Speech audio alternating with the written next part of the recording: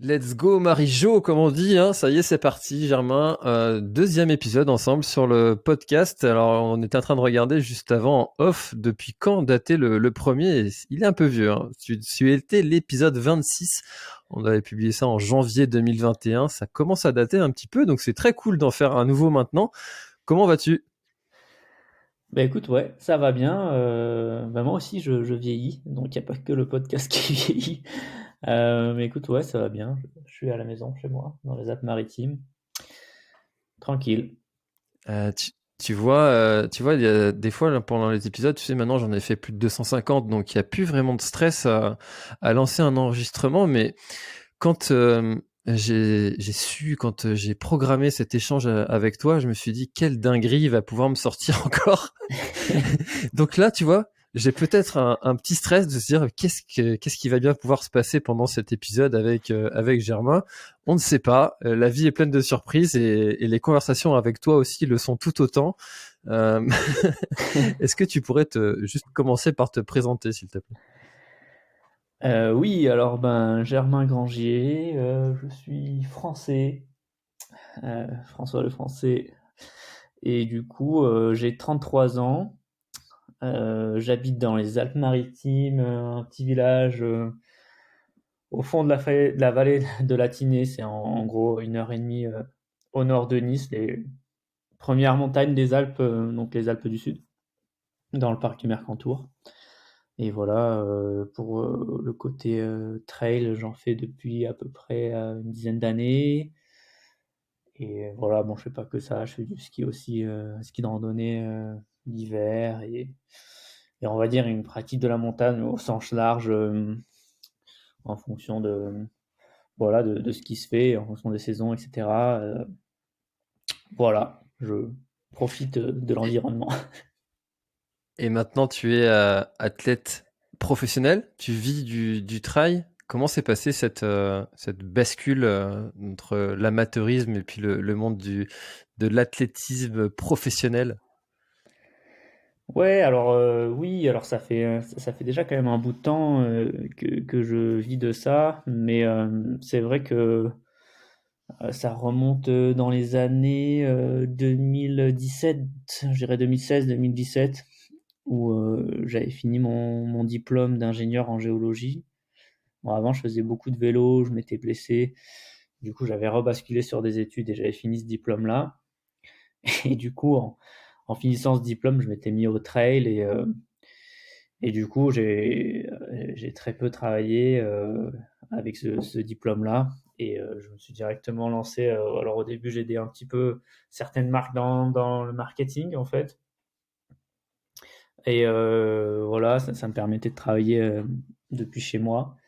Donc j'avais, on va dire, à 50% de temps où je travaillais, 50% de temps où j'arrivais à m'entraîner. Et petit à petit, j'ai libéré de plus en plus de temps. Et on va dire que oui, à partir de 2018-2019, j'ai complètement consacré mon temps à, bon, d'un côté, gérer mes partenaires et les sponsors. Alors aussi avec Cathy, parce qu'au début, c'est moi qui gérais les deux, tant que Cathy faisait sa thèse. Et ensuite, petit à petit, on va dire que là, cette dernière année, on s'est dispatché un petit peu la gestion des partenaires. On gère pas tous les mêmes et voilà, on arrive à s'organiser et à se libérer un peu plus de temps pour s'entraîner. Donc voilà, c'est pas, les gens disent souvent, bon, ah, tu fais que courir. Ouais, ça se limite pas à que ça. Mais on va dire que voilà, je suis chanceux de vivre cette vie-là. Et puis voilà, du côté de l'entraînement, je peux dédier plus de temps à l'entraînement et plus de temps à, voilà, à la performance, entre guillemets, quoi. Tu vois, depuis peu, là, je me suis mis à regarder un peu c'était quelque chose que je faisais pas du tout avant, et en fait, je trouve ça plutôt intéressant de regarder les performances Strava des gens, de regarder leur agenda et leur calendrier de course, etc., tout ce qu'ils font, et de comparer un petit peu. Sur les 4 dernières semaines, tu es à 2 fois plus de volume que moi. Je suis complètement jaloux. Ça ressemble à quoi un entraînement classique de Germain Granger? Alors, c'est assez, on va dire que là, si tu prends les 6 derniers mois, c'est assez compliqué à suivre parce qu'il y a eu beaucoup de ski, on va dire. Il y a eu quasiment que du ski du 1er décembre à avril. Donc là, en gros, bon, j'ai changé d'entraîneur cette année, j'ai changé d'approche, je travaille avec un entraîneur américain. Du coup, voilà, j'ai une approche qui est un peu différente. Où l'année dernière, je faisais beaucoup plus de volume en hiver et là, j'en fais un peu moins. Donc en gros, mes semaines, c'était bon, du ski tous les jours et pas mal d'intensité 2 à 3 fois par semaine. Alors ça incluait ou pas une course le dimanche. Et après, voilà, il y a tout ce qui est pas sur Strava, hein, tout ce qui est, tout ce qui est musculation, tout ce qui est ouais, préparation mentale, etc. C'est vrai que ça, on oublie souvent, mais ça apparaît pas dans les datas Strava et au final, c'est quand même assez important, tout ce qui est respiration, etc. Donc ouais, en hiver de décembre à avril, c'était beaucoup de ça. En fin de compte, pas des choses extrêmes, mais des choses qui se répètent souvent, en fait, une routine qui se répète. C'est comme ça qu'on construit petit à petit une forme. Et en gros, toi, ce que tu as vu, ouais, ça a été la transition en avril. Bon, là, bon, c'est pas vraiment à montrer dans les écoles ce que j'ai fait parce que c'est vraiment une transition de 20 km à pied par semaine à 145. Donc, bon, même moi, j'étais pas très serein avant de la faire. Bon, j'avais cette Transvulcania 4 semaines après, du coup, il fallait quand même se mettre à courir. Mais voilà, bon, avec le passé de toutes les autres courses que j'ai fait avant, je me sentais confiant de pouvoir la faire. Donc, j'ai pas eu de blessure en faisant cette transition, mais c'est vrai que si je la faisais 3 ans avant, ça aurait pas du tout tenu. Donc ouais, il y a aussi l'antériorité et l'historique à prendre en compte quand on regarde les trucs Strava. Mais c'est vrai que c'est intéressant. Et puis maintenant, il y a cette vitesse ajustée qui arrive à donner un peu plus de sens aux entraînements de trail, même si c'est compliqué de prendre une dimension de la technicité des terrains. Par exemple, quelqu'un qui va courir sur des terrains vraiment faciles et quelqu'un qui va courir sur des terrains super techniques. Bon, ça c'est encore la magie du trail. Et tant que ça reste comme ça, c'est cool. T'es un des premiers qui me parle de prépa mentale, qui dit clairement en faire. J'ai l'impression que des fois, c'est presque même un peu tabou de dire je fais de la prépa mentale. Ou je sais pas, peut-être vu un peu comme une pratique encore pas hyper développée et pourtant on en sait les bienfaits. Comment est-ce que tu la pratiques concrètement? Bah, c'est assez récent, on va dire, où j'en avais fait il y a 2 ans, mais je pense que j'avais pas trouvé peut-être aussi les bons leviers ou les bonnes personnes. C'est peut-être aussi pas aussi forcément le bon moment. En fait, c'est assez, ouais, voilà, ça apparaît pas sur Strava. Après, c'est, c'est un travail que tu fais que je fais à peu près tous les jours. Alors ça dure pas longtemps, ça dure 5 à 10 minutes. Des fois c'est en statique, des fois c'est quand je cours, des fois c'est un appel avec mon préparateur mental et on essaye de tirer des bilans sur ce qu'on a fait, sur ce qu'on va faire, sur ce que je suis en train de mettre en place. Après, je pense que quand on connaît pas la préparation mentale, on a l'impression que, en gros, on fait un transfert entre, ok, tu fais 1 heure de course à pied, et la préparation mentale, c'est tu te poses et tu te prépares mentalement. En fait, ça marche pas comme ça, c'est super subtil. Et c'est plus, en gros, des leviers, des prises de conscience que tu vas débloquer au fur et à mesure. Euh, En fait, il faut vraiment aussi définir le, le pourquoi en fait tu pratiques, quels sont tes leviers, tes moteurs au quotidien. Et ensuite, une fois que tu as défini tout ça, en gros toutes ces valeurs qui t'entourent et qui font sens pour toi, après tu essayes voilà, de les développer, de les mettre en place dans des séances difficiles, d'avoir des objectifs intermédiaires pour arriver à l'objectif ultime. Et en fait, c'est toute une imbrication de pensées et on va dire ouais, voilà, comme un engrenage qui va se mettre en place petit à petit. Et c'est sûr que ça, si tu le fais à une semaine de ta course, c'est impossible en gros. Et donc voilà, c'est pour ça qu'il faut essayer de travailler ça en amont. C'est pas forcément une préparation, ok, ça va être dur, du coup, comment je fais pour que je sois dur au mal, tu vois? En fait, Mmh. c'est pas si simple. C'est super déjà dépendant de la personne. Et ensuite, voilà, faut poser les choses, savoir qui tu es, et petit à petit, en gros, tu trouves des raisons de pratiquer, des raisons de vouloir faire cette course, et ensuite tu identifies à certains moments, ça va être dur, du coup, je vais contourner avec tel ou tel mécanisme. Et donc, ouais, c'est un travail super intéressant. Mais c'est vrai que je dirais qu'en France, c'est un peu, pour l'instant, pas trop utilisé. Un pays comme les États-Unis, c'est quelque chose qui fait qui fait vraiment partie de l'entraînement d'un athlète. Du coup, voilà, moi, ça fait un peu plus d'un an que j'en fais et c'est bien, tu te découvres un peu tous les jours, quoi. Mmh. Et alors, tu vois, récemment, j'ai vécu un abandon. Toi, tu l'as vécu sur l'UTMB il y a peu de temps. Ouais. Hem, Est-ce que tu dirais que la prépa mentale t'a aidé à surmonter ça ou est-ce que finalement ça a été, pas si violent que ça pour toi? Enfin, comment tu l'as vécu ça? Ouais, bah, carrément, ça te permet et au sens large aussi, en fait, quand tu te prépares mentalement pour des courses, tu fais des ponts et des transferts dans la vie de tous les jours. Et j'ai envie de te dire que dans la vie de tous les jours, en fait, des détails, des trucs qui peuvent t'affecter, une fois que tu as fait de la prépa mentale, c'est vraiment un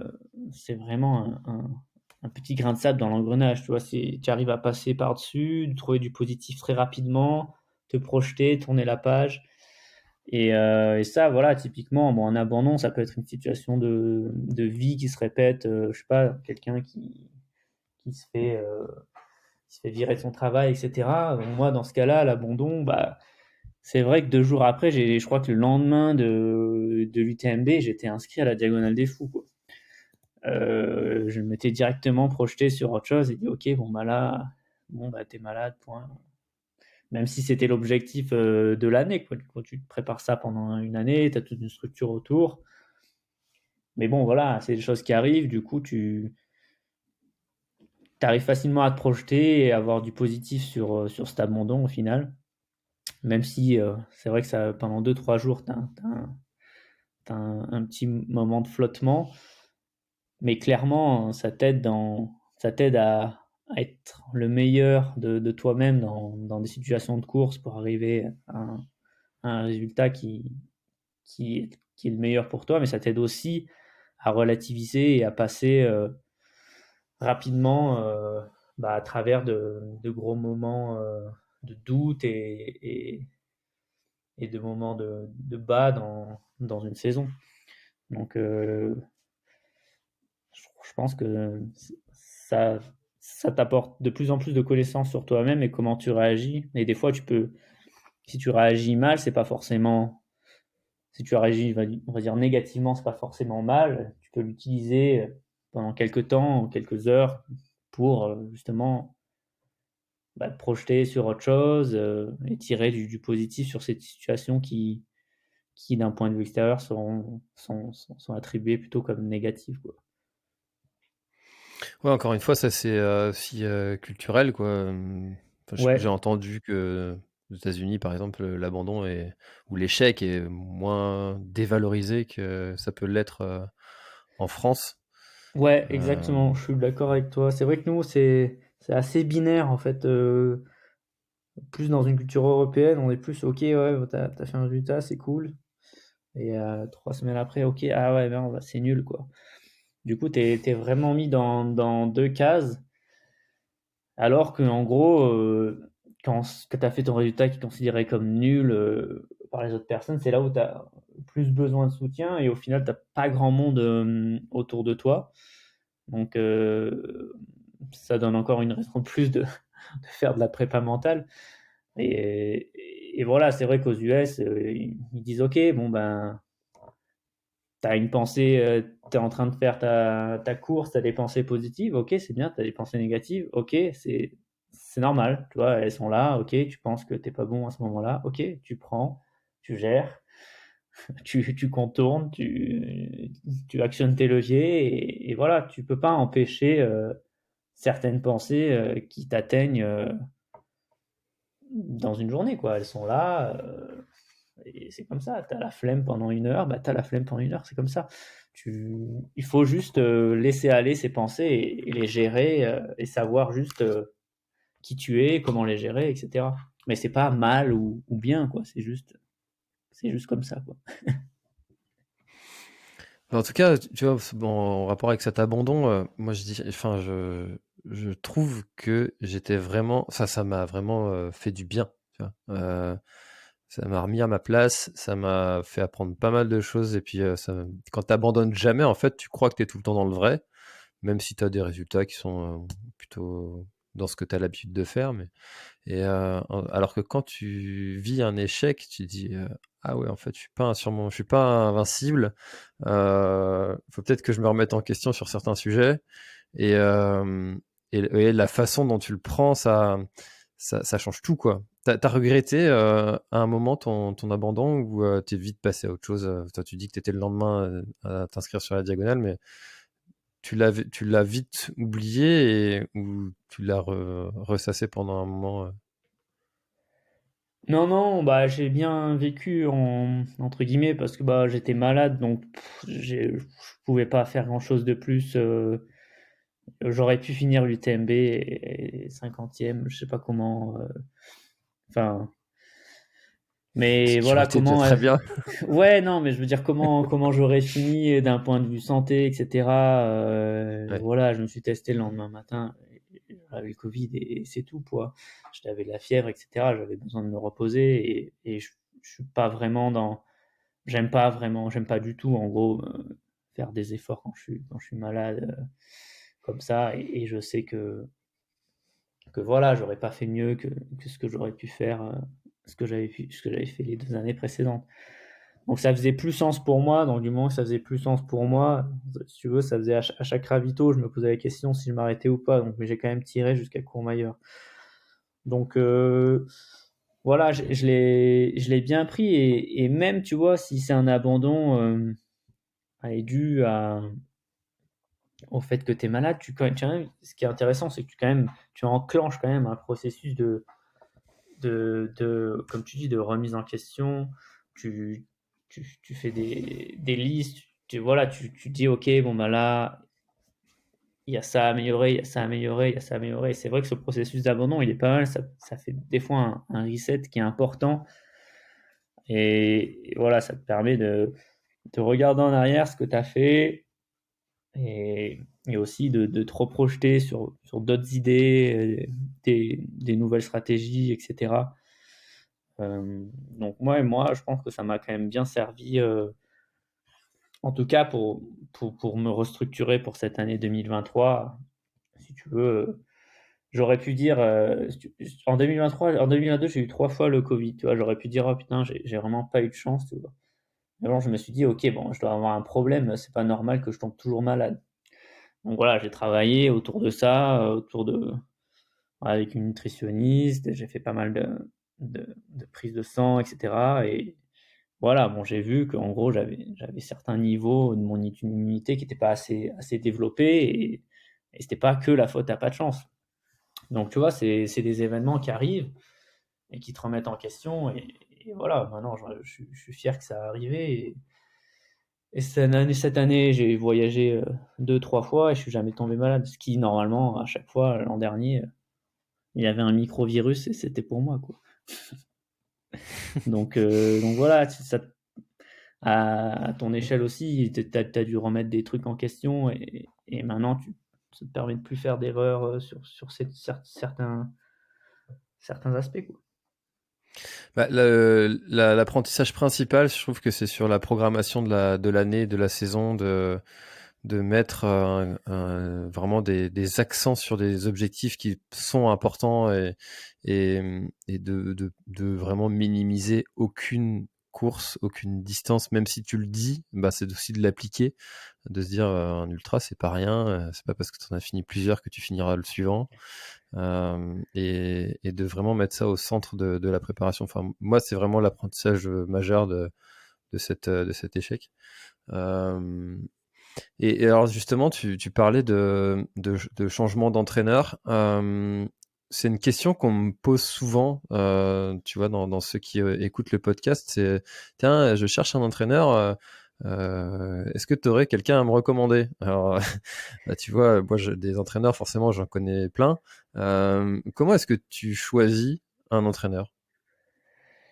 Ouais, je pense que c'est une question intéressante.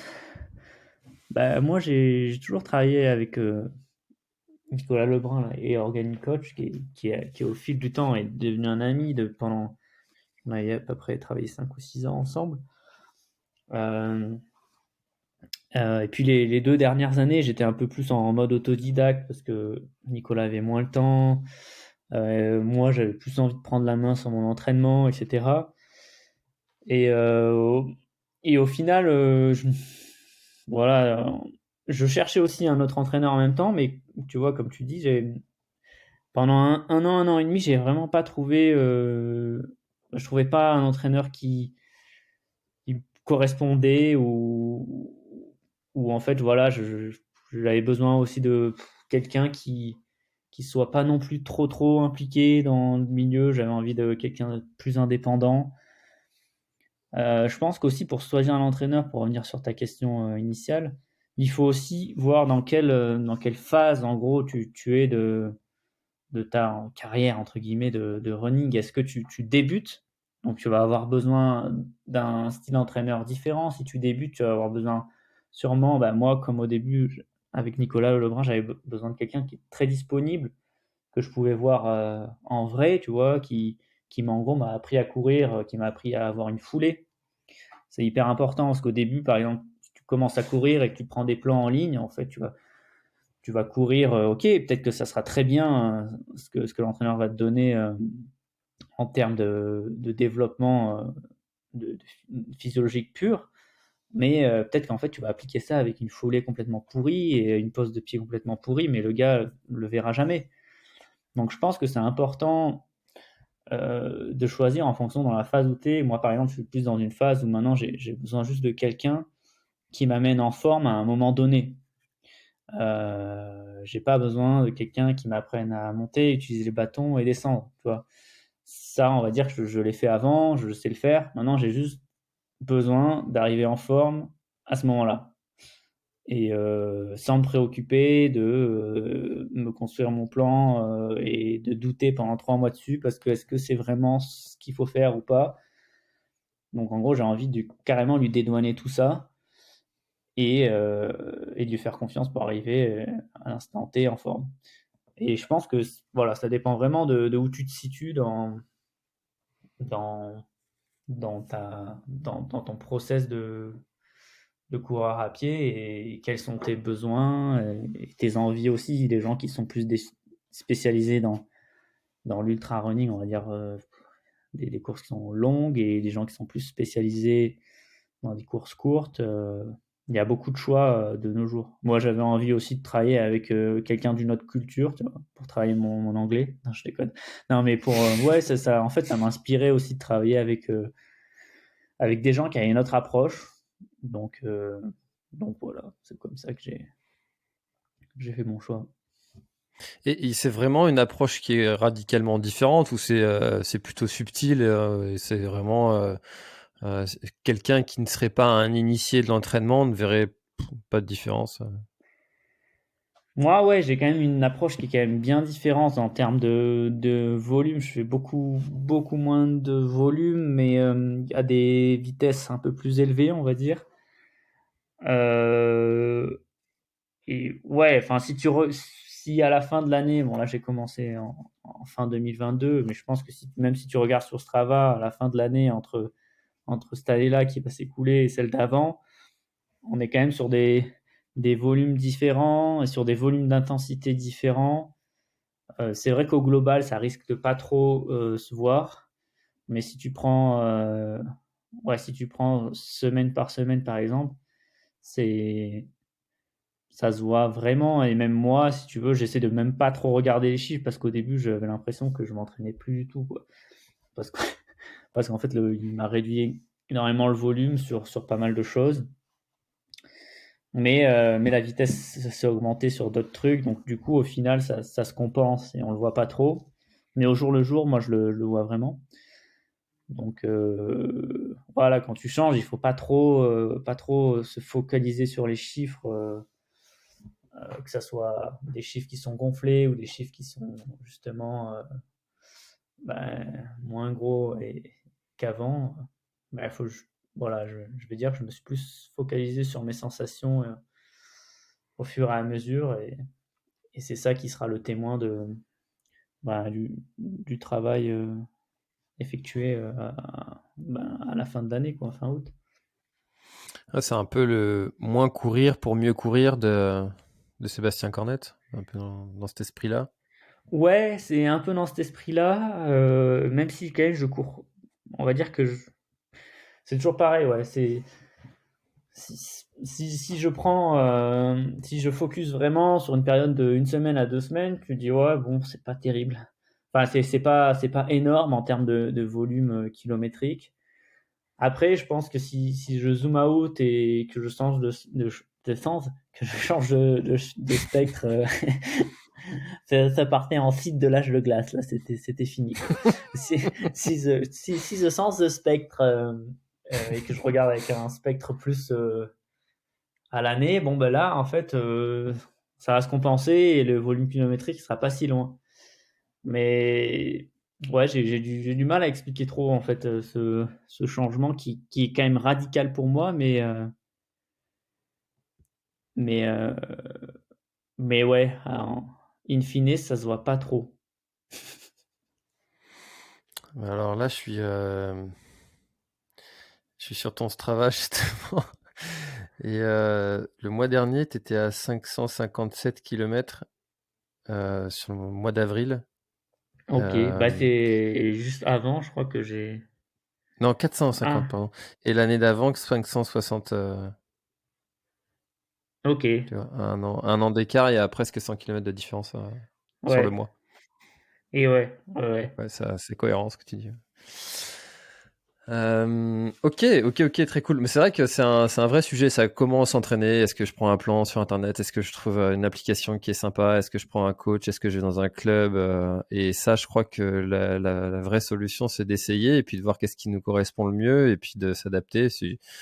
Il y a des choses qui vont correspondre à certains, qui vont pas correspondre à d'autres. Mais en tout cas, puis trouver le coach aussi, c'est aussi une histoire de feeling, de fit, de savoir si on s'entend bien, si on a Exactement, ouais, confiance. Hmm. exactement. Euh, J'aimerais qu'on revienne rapidement parce qu'on s'était croisé sur la diagonale des fous en 2022.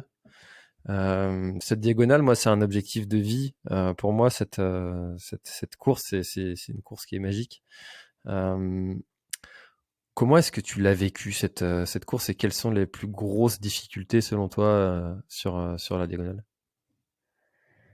Alors la diagonale, bah ouais, donc je sortais de cet UTMB abandonné, donc oui, du coup, je me suis reprojeté sur la diagonale.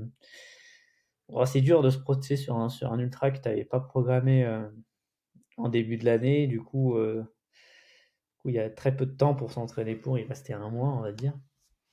Mais, euh, mais ouais, donc pour revenir vraiment sur la course, c'est une course intéressante où la première partie, on va dire les premiers 45-50 km, il n'y a vraiment rien de fou. Euh, voilà, c'est pas la diagonale des fous, c'est la diagonale tout court au début. Ah, tu cours sur des routes, un peu dans les champs. C'est de nuit, donc tu vois pas trop. Tu es un peu dans les villes, donc c'est pas très très grave. Et voilà, une fois que tu franchis ce kilomètre 50, ça y est, t'es rentré dans la boucherie, quoi. c'est compliqué d'expliquer à des gens qui sont jamais allés. En gros, tu prends peut-être le chemin le plus technique autour de chez toi et tu fais x10, quoi. Et en gros, voilà, ça c'est la diagonale, quoi. C'est même compliqué en gros de s'entraîner pour la diagonale spécifiquement si t'habites pas soit en Corse ou soit à La Réunion. Parce que c'est des marches, en veux-tu, en voilà, il y a des cailloux qui roulent, il fait chaud, il y a des gens qui t'interviewent pendant que tu fais la course. Ça, c'est énorme, hein. C'est un truc que tu trouves que à La Réunion. Tu vois, des fois, tu as un scooter qui conduit à côté de toi et il te pose des questions. Puis même des fois, C'est quand tu montes, oppressant, c'est ça, un des... peu, non? Ouais, ouais, ça va un peu. Au début, c'est rigolo, mais c'est vrai qu'à la fin, non, c'est plus trop rigolo. Ouais. C'est un peu oppressant, ouais. Franchement, Mais bon, ça fait j'ai partie suivi, de tu vois, l'ambiance. j'ai suivi Beignat et Jean-Philippe pendant un moment sur la course, pendant 14 kilomètres. J'ai couru avec eux pour les Ok. filmer en live. Et puis, il y avait des journalistes qui étaient là, enfin, journalistes, des gens qui étaient là à leur poser des questions. Et ils se trompaient de nom entre les deux. J'étais gêné pour eux. Ah oui, c'est énorme. Ouais, c'est énorme. Ouais. Ouais. Ouais, et puis ils lâchent rien, quoi. Ils veulent vraiment que tu répondes. Et puis quand tu réponds, ils t'en redonnent une autre de questions. Ouais, après, c'est la Diag, c'est ça, hein, c'est le folklore, quoi. Et t'y vas en connaissance de code. Enfin, Mais tu vois, moi, je crois que je pourrais pas faire ce qu'ils font parce que je sais ce que vivent les coureurs à ce moment-là, en fait. ouais, c'est sûr que ouais, t'as plein de trucs à penser. Et bon, des fois, c'est bien, ça te sort un peu d'un temps faible où tu te dis, bon, ok, en gros, je vais lui répondre. Ça va me faire penser à autre chose. Donc, c'est pas mal. Mais en fait, ouais, quand c'est vraiment redondant, ça devient un peu agaçant. Mais ouais, comme je te dis, c'est vraiment, voilà, tu viens à la diagonale, tu sais comment ça va se passer, tu sais que c'est folklore, tu sais que tu vas devoir te perdre, tu sais que il va t'arriver un truc. Donc voilà, tu peux pas dire je fais une diagonale, ouais, tout s'est super bien passé. Bon, peut-être une fois tu auras de la chance et ça sera comme ça. Il y a tellement d'entrées, tu vois, il peut faire froid, il y a du brouillard, tu peux te perdre, ensuite il va faire très chaud, et les sentiers sont techniques, tu vas te ramasser peut-être une ou deux fois, tu vas peut-être te faire rôtir dans le cirque, tu auras les pieds trempés avec du sable dedans, enfin il y a tellement de données d'entrée que c'est ça qui est intéressant, tu es obligé de les prendre et tu te les prends et tu es là, tu fais ok, bon bah il y a ça, ok, qu'est-ce que je fais avec ça? Il y a ça, qu'est-ce que je fais avec ça? Et du coup, si tu prends justement les trucs qui t'arrivent dans les dents et à chaque fois tu fais ah putain, encore ça m'arrive à moi, et ben là tu vas te faire manger par la diag, quoi. Donc, euh, donc ouais, faut juste voilà, prendre les choses qui arrivent et s'en amuser et trouver les combines pour s'en sortir, quoi.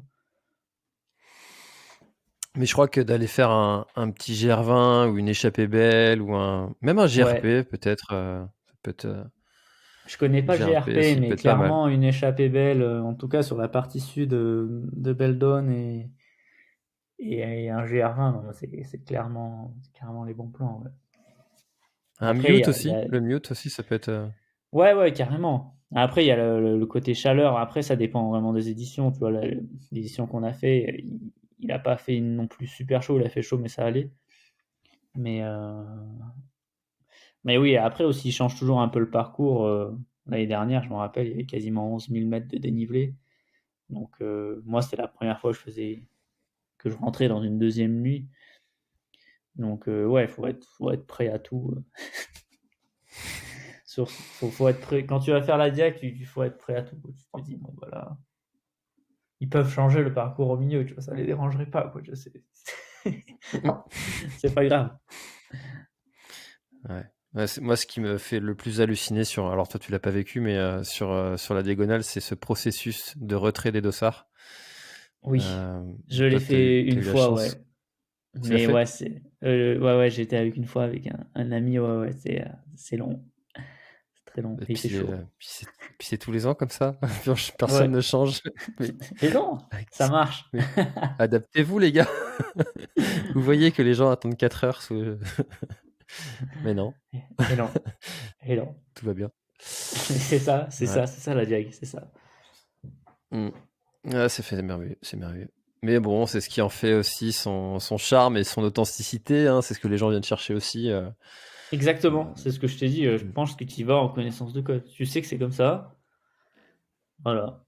Les gens ont le temps, ils font tranquille, comme ça. Tu vas la refaire, cette, diagonale? Tu aimerais bien y retourner? Ouais, ouais, ça me dirait bien, ouais. Je sais pas quand, mais ouais,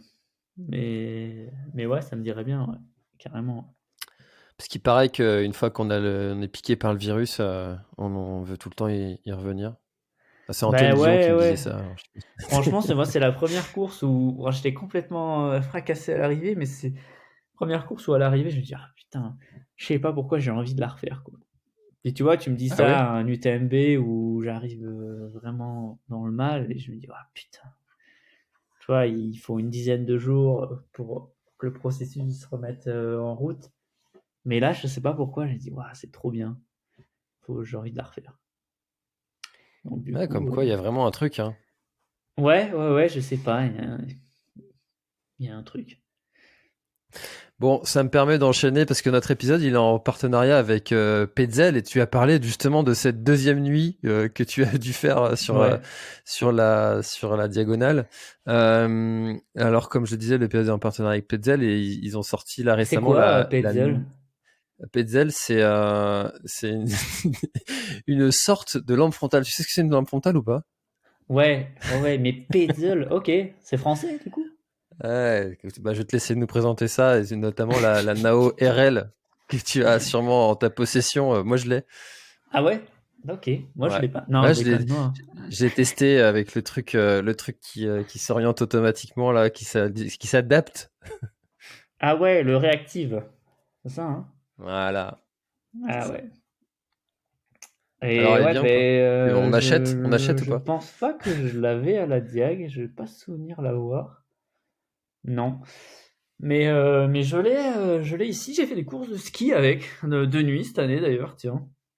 Et, mais, euh, mais bon, c'est pas fait pour le ski à la base, enfin, c'est fait un peu pour tout, je crois qu'il y a même des alpinistes qui l'ont aussi. Moi, je pense qu'ils ont fait un truc bien, c'est sur le fit. J'aime bien le fit de la lampe sur la tête, en fait. C'est vachement plus confort qu'avant. Et, euh, et voilà, bon, en fait, tout est amélioré par rapport à l'ancienne. Enfin, moi, comme je dis, j'aime bien le fit. Après, les performances d'éclairage sont améliorées. C'est plus facile pour changer la batterie. Ouais, il y a plein de petits détails comme ça. Qui sont sympas sur la lampe. Puis, voilà, je rigolais, mais bon, Petzl, c'est quand même, voilà, c'est quand même une valeur sûre au niveau des luminaires. Ça fait longtemps qu'ils sont là-dedans. Donc, moi, j'ai jamais eu de problème avec les lampes. Et voilà, au-delà de ça, c'est un partenariat qui me plaît parce que j'ai aussi l'accès sur tout le matériel montage qui est aussi énormément robuste. Donc, enfin voilà, moi, quand je parle de cette marque, c'est voilà, c'est fiabilité, robustesse, pas de problème quoi. En tout cas, je crois que ça fait partie des marques qui sont vraiment implantées dans le paysage et bah, tout le monde connaît maintenant Petzl. Et en tout cas, si ça vous dit d'aller checker là et d'en savoir plus sur la Nao RL, bah, je vous mets un petit lien dans la description pour en savoir plus et potentiellement bah, qu'elle vous accompagne sur votre prochaine épreuve d'ultra trail et peut-être sur la diagonale, qui sait. Récemment, tu as fait la Transvulcania. Est-ce que tu peux nous parler de cette course? Et d'ailleurs, j'étais un peu surpris de te voir là-bas, puisque j'avais plutôt l'image du Germain ultra trailer, et là, faire que 72, comment ça se fait? Ouais, et ben écoute, moi cette course, ça fait longtemps que je voulais la faire. Voilà, pour le que 70, ben, justement, comme j'avais fait une saison où j'ai pas couru et j'ai fait que du ski de décembre à avril, je me suis dit, bon, bah, j'ai un mois vite fait, ça va être challenge pour préparer ça, mais comme voilà, comme je te disais, j'ai un peu de vécu sur les longues distances. Et comme au final, la Transvulcania, c'est en gros une grande montée avec des petites descentes et une énorme descente de 2500 mètres de dénive. Mais il n'y en a qu'une.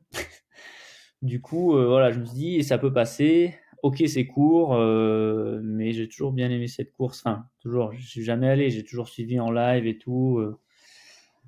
Et voilà, du coup, c'était un petit challenge. J'avoue que c'était même pas prévu vraiment en décembre. Je savais même pas que j'allais faire ça. Je voulais juste faire le 90 et l'UTMB. Et puis je m'étais dit non, en fait, je l'avais marqué dans un coin de ma tête et je voulais toujours la faire. Après, le parcours est hyper logique. Tu pars du sud de l'île, tu fais que monter, tu montes dans un cendrier en gros. Il n'y a que du sable noir en gros. Première fois que je cours dans un cendrier tout du long comme ça, sans les mégots, mais c'était cool. Et après, tu continues, tu vas au point le plus haut, à 2005, et là, tu tapes une descente, genre, je crois il y a 14 bornes, 2600 mètres de D-. Genre, en haut, il fait super froid, en bas, il fait super chaud, et après, tu as une petite remontée pour arriver. Et, euh, et non, ouais, non, c'est sympa. Bon, ouais, j'avais un peu les jambes vraiment dures au milieu de la descente, parce qu'il me manquait clairement du D- dans les jambes, mais franchement, je suis content de ce que j'ai fait là-bas et, euh, et du challenge de pouvoir faire 75 km avec une petite prépa comme ça. Mais oui, c'est Ah, vrai que je suis c'est pas habitué simple à hein, des comme plus longues format quand t'es distances. habitué plus long. Ouais. Ouais. Hmm.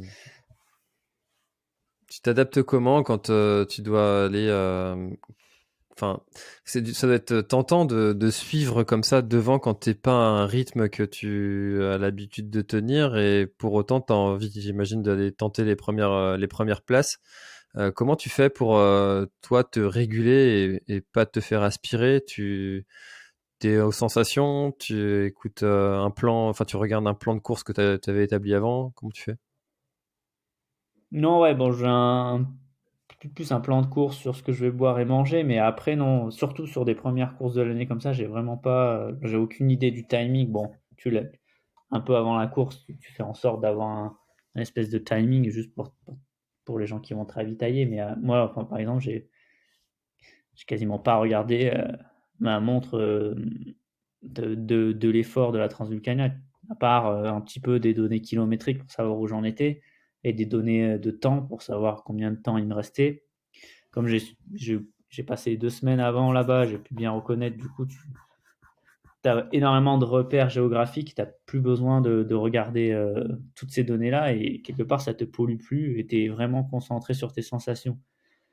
Moi, en gros, le dilemme de cette course, c'est que j'arrivais en haut de la montée au bout de 4-5 heures de course à pied et ça corrélait en gros avec un peu mon max de ce que je peux courir à ce moment-là de l'année. Et en plus, là, je me tapais la grande descente. Donc, il y avait en gros ce facteur-là à gérer. Du coup, voilà, je suis vraiment essayé de partir tranquillement en mode gestion et de voir au fur et à mesure comment mes jambes réagissaient. Et je voyais que c'était pas si mal. Du coup, j'ai commencé à pousser dans la première partie de descente. En fait, ça m'a vite rattrapé et mes jambes, ils ont dit non, en fait, tu fais pas ça. Tu fais pas ça du tout. du coup, j'ai fini la dernière partie de descente un peu plus cool. Mais c'est vrai, pour revenir sur ce que tu disais, ce qui est un peu bizarre, c'est justement, comme mes deux dernières courses, c'était voilà, la Diag, l'abandon sur l'UTMB et le Val d'Aran, en gros que des départs de 100 miles. C'est vraiment, ça m'a fait bizarre. En gros, j'étais là, je me dis, mais en fait, c'est quoi un peu l'allure En fait, dans ta tête, tu fais ça. En gros, constamment, tu cours et tu dessines une ligne d'allure entre là où t'es et le départ et l'arrivée, tu vois. Et tu te dis, bon, normalement, ça devrait être mon allure et je devrais arriver en carafe complètement explosé à cette allure-là. Mais tu la réajustes tout le temps en fonction de tes sensations. Et ce que tu fais, c'est que tu fais tout le temps ça. Tu dessines cette ligne avec plus ou moins ton allure. Mais là, c'était compliqué parce que c'est vrai que je me souviens à un moment, j'ai regardé ma montre et j'ai fait putain, 1 km 40, il reste que 30 bornes. Et là, je me suis affolé. Je suis oh putain, mais ah ouais, il faut que je cours plus vite. Et, euh, et c'est vrai que ce point-là, c'est super délicat le pacing en fait. Excuse-moi, je parle anglais, le pacing, la gestion d'allure, Commence à tu faire vois. des anglicismes dans le podcast, quoi. C'est Ouais, merveilleux. voilà. Et du coup, ouais, c'est quand t'es habitué à faire des 100 miles, du coup, tu repasses sur un truc qui est en gros 3 fois plus court, quoi. C'est énorme en termes de durée. Du coup, il y a tout à réajuster et c'est vrai que ouais, c'est pas si évident à lisser vraiment ton allure sur une distance comme ça. Là, c'est toujours un sujet, ça. Même souvent, on me demande quelle allure je dois partir, où est-ce que je dois me positionner dans le peloton. Souvent, le conseil que je donne aux coureurs du peloton, hein, c'est de se mettre à l'endroit du classement où ils pensent terminer. Si tu penses terminer dernier, mets-toi tout au fond. Si tu penses terminer C'est dans le clair, milieu du classement, mets-toi au milieu. Bon, si c'est tu penses clair. terminer premier, la question se pose pas parce qu'on te placera automatiquement. Mais C'est vrai, ouais, ouais, non, c'est vrai. c'est, Puis ouais, t'es pas dans c'est- un sport comme le vélo ou quoi, tu peux quand même généralement doubler assez facilement, bien que quand même des fois si tu pars vraiment derrière et que t'es vite dans un petit sentier, bah t'es quand même vite bloqué quoi. c'est fatigant en plus de doubler. Ouais, Tu utilises des plumes. ouais, et mentalement et niveau énergie, c'est vrai que c'est fatigant. Tu disais avoir un plan d'alimentation. Tu le bases sur quoi ton plan? Est-ce que c'est en fonction d'un tableau énergétique? Est-ce que c'est en fonction de ton expérience? Est-ce que c'est un mélange de tout ça? Et est-ce que tu arrives à le suivre? Ouais, enfin je dirais que j'arrive à le suivre généralement assez facilement sur des courses. On va dire, il n'y a pas trop d'imprévus, je dirais ouais, je sais pas, 10 à 15 heures. Ouais, 15 heures, ça va. Et j'arrive à pas trop avoir d'imprévus. Après, par exemple, ouais, sur un 100 miles où t'as souvent ces 5 7 dernières heures où il y a des fois un peu des imprévus. Et du coup, là, c'est vrai que des fois, tu fais un peu plus place aux envies du moment et ce que tu peux trouver. Mais sur une course comme ça, non, vraiment, je mange exactement tout ce que j'ai prévu à l'avance. Et ce que j'ai prévu à l'avance, c'est des trucs que j'ai testés, par exemple, cet hiver sur des séances de ski et un peu pendant le mois d'avril, justement. C'est pour ça aussi que tu vas un peu avant sur site pour voir en gros combien d'eau tu bois en 1 heure, comment tu transpires à ce moment de la journée. Voilà, tu vas pas uniquement là-bas 2 semaines avant parce qu'il fait beau et t'as envie un peu de bronzer, tu vois. Mais t'essayes, t'es quand même là-bas voilà, pour justement caler tout ça, pour pas que le jour de la course, en fin de compte, tu te rends compte que, ah ouais, en fait, ouais, j'ai pas assez bu du tout, ou j'ai trop bu, et là, il va faire chaud, il va falloir que je mange plus de sucre, mais pas dans ma boisson, tu vois. Enfin, il y a pas mal de stratégies comme ça, et généralement, une fois que c'est calé, il n'y a pas trop de place à l'imagination, surtout sur des formats assez courts comme ça, où en gros, tu t'arrêtes pas, tu t'arrêtes quasiment pas, et tu manges ce qui est prévu, quoi. Je trouve ça hyper compliqué, moi, à suivre un Ouais, plan d'alimentation parce que t'as c'est jamais envie de, complexe. de ce qui est écrit. Et puis si tu dois suivre les quantités de flotte recommandées selon les meilleurs nutritionnistes, et ben ça se fait boire des quantités énormes. Euh, Ouais, il faut boire, enfin moi je trouve qu'il faut boire à sa soif, quoi, hein. C'est le c'est le mieux, et en fait sur des épreuves comme ça qui sont un peu complexes où tu pars, c'est compliqué de te dire: «OK, le nutritionniste il a dit, 700 millilitres d'eau par heure», tu vois? Mais OK, mais sur les 3 premières heures en fait tu oscilles entre une température, entre 12, en haut t'arrives, il faisait 8 ou 7, il y a du vent et tu redescends, il refait 12 mais il fait plus humide. Et ensuite après il y a du soleil et tu tapes les 20 degrés et à la fin tu tapes les 30 degrés avec beaucoup d'humidité. Du coup, c'est pour ça qu'il faut constamment ajuster. Si tu commences au début à boire 700 millilitres alors qu'il fait 12 degrés, tu vas mettre ton estomac complètement, tu vas complètement déranger ton estomac et sur le milieu de course, quand tu voudras boire, tu pourras plus boire parce que tu n'arriveras plus à boire, tu vois. En fait, tu fais une course en nature qui part de 0 mètre, qui va à 2000, qui redescend, qui passe par plein de paysages différents et plein de végétations différentes. Et du coup, c'est pour ça que c'est important aussi de reconnaître d'être super à l'écoute de toi. Tu vois que tu transpires beaucoup. Ok, si je transpire beaucoup, il faut que je bois. Si tu transpires pas du tout et qu'au final tu as un peu froid, bon ben là tu réduis complètement ce que tu dois boire. La stratégie avec le fluide, c'est vraiment comme ça, quoi. C'est des vases communicants. Faut vraiment gérer ce qui rentre en fonction de ce qu'il y a avec l'extérieur. Et justement, on en Mm. revient un peu à la prépa mentale. Si justement, quand tu cours, tu n'arrives pas à te connecter avec l'élément extérieur, si tu n'es pas entraîné à justement courir dehors, c'est aussi sentir, ok, il y a du vent, ok, là, il fait chaud, ok, donc là, il fait chaud, il y a ce type de végétation, ok, ça veut dire qu'il fait chaud, du coup, ça veut dire qu'il faut que je boive. Et là, ça, c'est des éléments de prépa mentale où, en fait, tu arrives à te connecter avec ce qu'il y a dehors. Et en fait, dès que tu te connectes, tu prends des informations et tu arrives à faire justement des échanges, ce qui se passe dehors et ce qui se passe dans toi, ce qui se passe dans tes jambes. Et là, rapidement, tu arrives à t'ajuster. Et, et c'est ça qui fait que tu t'adaptes très rapidement ou en fin de compte, peut-être que tu vois pas du tout les signaux et là, tu t'adaptes plus du tout et tu vas au crash, quoi. Bah, je trouve que c'est ce qui fait la beauté de ce sport, c'est tous ces paramètres qui sont à ajuster. Et tu peux faire 2 fois la même chose, tu auras 2 résultats des fois différents. Et Et ouais, c'est c'est ça qui clair. Mm. Et en parlant de prépa trail et ultra trail, où est-ce que tu en es dans ta préparation pour le Grand Raid du Finistère? Et ben, j'attends toujours la livraison de mon phoque de compagnie. Parce que là, je lui ai fait un petit étang là, dans mon jardinet. Là. Bon, c'est à 1600 mètres d'altitude, mais je pense que je lui ai mis un peu tout pour s'amuser. Et j'avais posé mes conditions pour faire le Grand Raid du Finistère. Il me fallait un phoque de compagnie. J'ai toujours pas reçu. Donc,